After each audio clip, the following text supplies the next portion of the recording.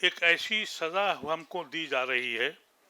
पिछले 10-11 साल से हम पे सितम होते रहे, हम चुप रहे, लेकिन शायद ये सबसे बड़ा सितम था। लेकिन एक खुशाइन बात ये हुई है कि जैसा अभी आपने हमारे भाई संजय सिंह को सुना, ऐसे लोग भी खड़े हो गए जिससे दिल को बड़ी दहास हुई। मैं एक मायूस हारा हुआ इंसान हूँ। तमन्ना नहीं है रही कि इस दुनिया में अब रहा जाए, ये ज़मीन हमारे लिए है। संजय भाई हमारे कहते हैं कि आप ये मत कहिए सेकुलर मुल्क है। यकीनी तौर पर कानूनी एतबार से ये सेकुलर मुल्क है। क्या अमली तौर पे ये सेकुलर मुल्क है? बिल्कुल नहीं। आज की उम्र में अजाक पहुंच के रोज मुझको कहना पड़ता है, साबित करना पड़ता है कि मैं देशद्रोही नहीं हूं। ये सितम है हमारे ऊपर जब हम पे इल्जाम लगता है।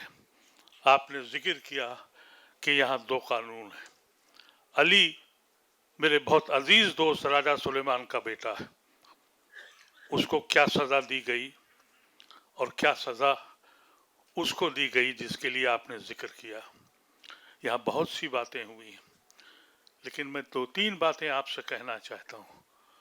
ये वक्फ का जो एक्ट के ऊपर जो बहस हो रही है, मैं हैरत ज़दा हूँ कि मेन आर्गुमेंट जो हो रहा है सरकार की तरफ से कि ये इस्लामिक तरीका नहीं है, इस्लाम से इसका कोई ताल्लुक नहीं है।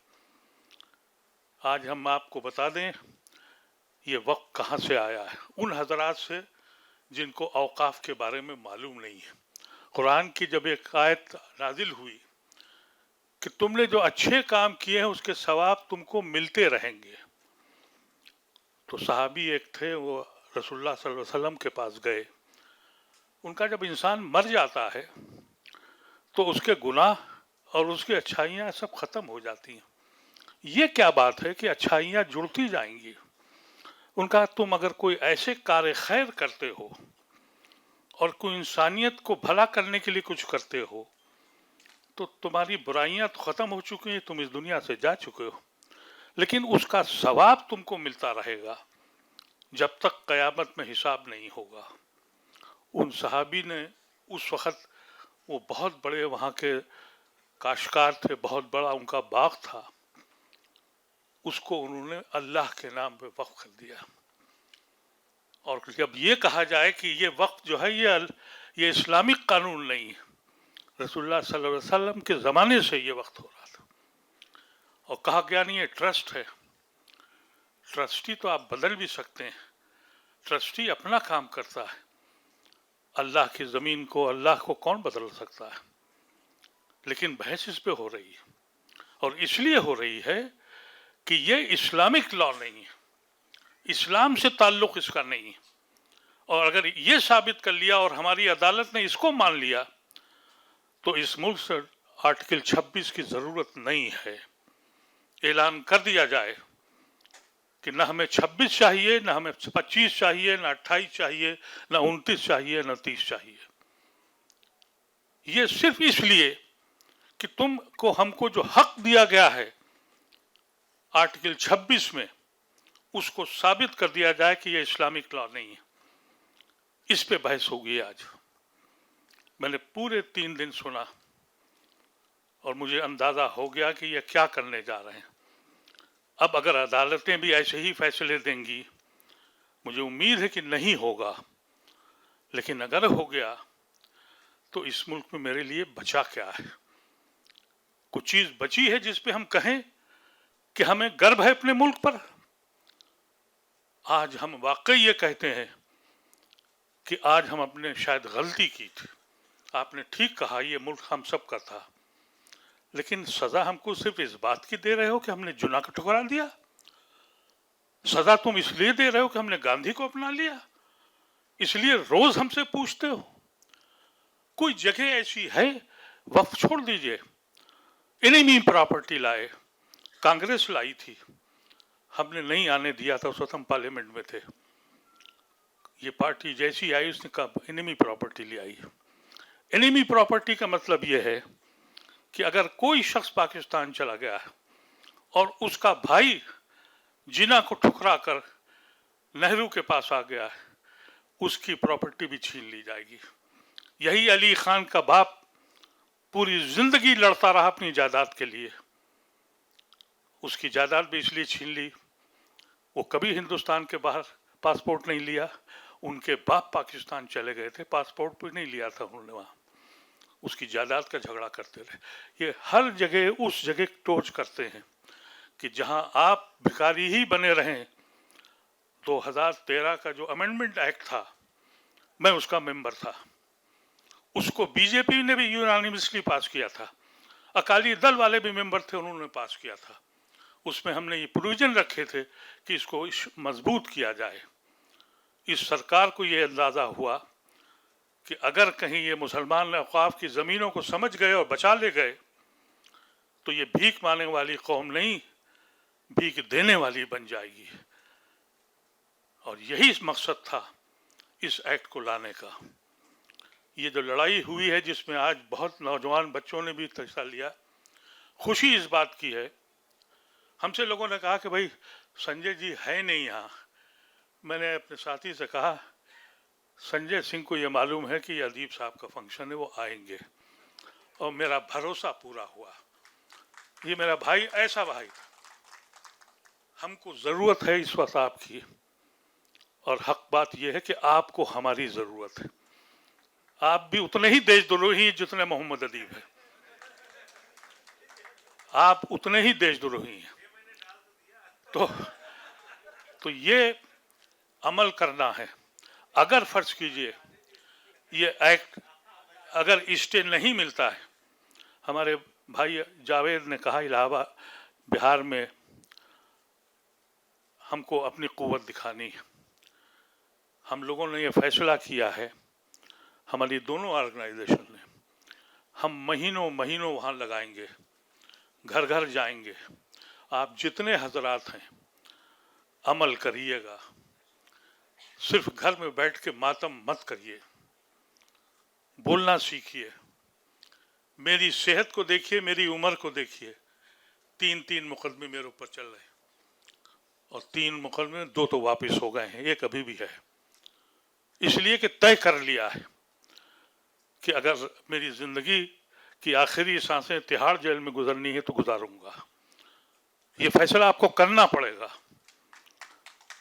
और सिर्फ बैठ के नहीं बैठना पड़ेगा। और वो सारे लोग जिन्होंने मोदी की हिमायत की है, उन सारी जमातों के खिलाफ एक मुहाज आपको चलाना पड़ेगा, अपनी हैसियत को बनाना पड़ेगा। हमारी हैसियत यह है कि हमने अपने को बांट लिया, कभी मसलक में, कभी बिरादरी में, कभी अशराफ में, कभी इर्रेलिवेंट कम्युनिटी हो गए। मेरे दोस्त दया सिंह बैठे हैं, इन्होंने हमको मालूम है जब कुछ गुड़गांव में नमाज नहीं पढ़ने दी तो दया सिंह भाई आए, उनका गुरुद्वारे के दरवाजे का खोल दिए, नमाज यहाँ पढ़ो। ऐसे लोग यहाँ बैठे हुए हैं, और हम लोग वहाँ गए, हमने वहाँ नमाज नहीं पढ़ी, शुक्रिया करने गए, हौसला दिया हमको। तो अभी ऐसे लोग हैं। लेकिन अगर मुसलमान अपनी कुव्वत को नहीं दिखाता है और इकट्ठा नहीं होता है तो इस मुल्क में इंसानों की हैसियत रहने का हक तुम पर नहीं है। तुम्हारे पर जानवरों की तरह रहो, गुलामों की तरह रहो, अगर अब भी जागने को तैयार नहीं हो। फैसला करें हम सब लोग, और ये फैसला यही करें। ये मत समझिए कि हम पर्सनल लॉ बोर्ड के खिलाफ हैं या हम उनके साथ हैं। मैं खुद पर्सनल लॉ बोर्ड का मेंबर हूँ, मलिक साहब पर्सनल लॉ बोर्ड के मेंबर हैं। हम एक मुत्तहिद हैं।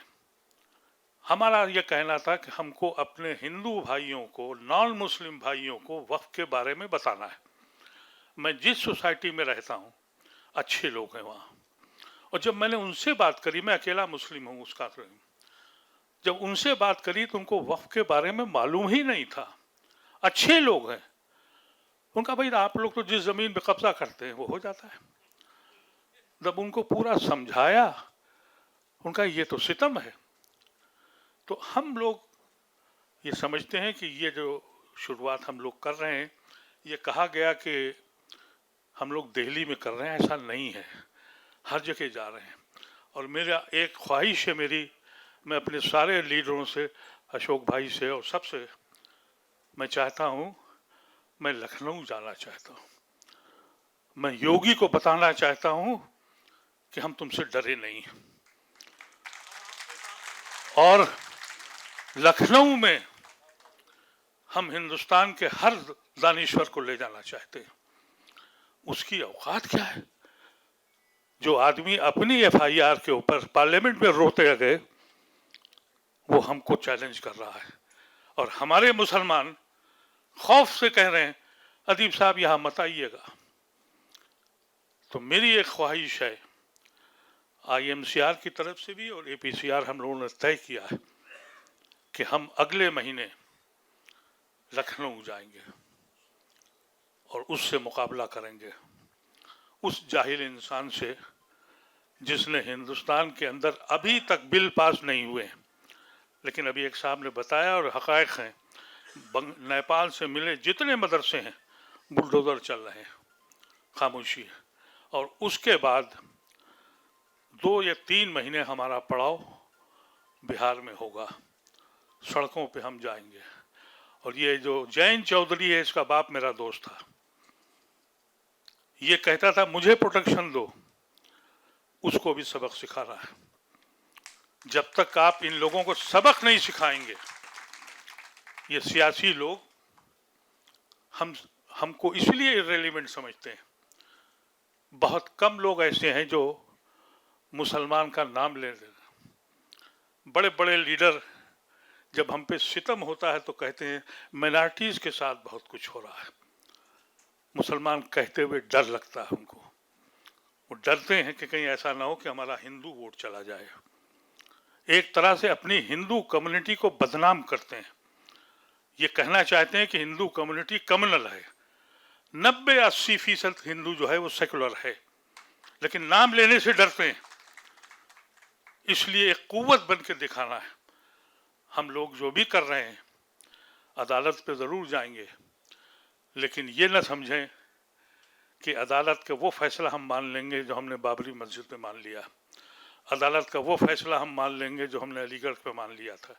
अलीगढ़ की लड़ाई हमने 35 साल लड़ी है और वापस लिया, उसको जीता। सड़कों पे आना पड़ेगा। और ये चीज़ सोच जाइए कि हम सब रेजोल्यूशन पास करके हो जाएंगे। पर्सनल लॉ बोर्ड लड़ाई लड़ रहा है, हम उसके साथ हैं। पर्सनल लॉ बोर्ड की नुमाइंदगी हमारे मलिक साहब कर रहे हैं, ये वहाँ के एग्जीक्यूटिव के मेंबर भी हैं। लेकिन हमको ये हमने पर्सनल लॉ बोर्ड से ये कहा, कुछ लोग गलतफहमी कर रहे हैं कि हम पर्सनल लॉ बोर्ड के पैरेलल कोई तंजीम बना रहे हैं। तो सुन लें आप सब लोग, हम कोई पैरेलल तंजीम नहीं बना रहे हैं।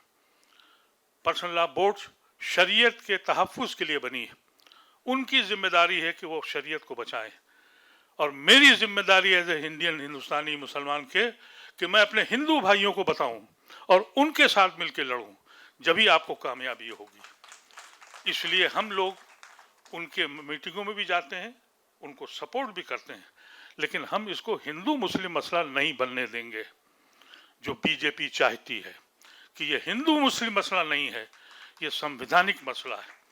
और इसमें जैसे आप कैसे लोग मौजूद हैं, हमें मायूसी नहीं है। लेकिन एक बात समझ लें कि ये शुरुआत जो हम लोगों ने करी, इसमें दिक्कतें भी आई और आएंगी भी। लेकिन अगर हमने लखनऊ में एक बहुत बड़ा जलसा कर लिया और योगी ऐसे लोगों को बता दिया, यकीन कीजिएगा ये बड़े डरपोक लोग होते हैं। ये जो हमारा प्रोग्राम हुआ है, ये सिर्फ ये इसलिए है कि हम अपने भाइयों को बताना चाहते हैं कि ये शुरुआत है, इसको ख़त्म मत समझिएगा। ये न समझिएगा कि ये सिर्फ इसलिए किया गया है कि 150 लोग बैठ जाएं और बात कर लें। ये शुरुआत है उस वक़्त तक जब तक कि इस जालिम हुकूमत को हटाया नहीं जाता, और इस जालिम हुकूमत को हटाने के लिए हमको एकजुट होना पड़ेगा। बहुत बहुत शुक्रिया।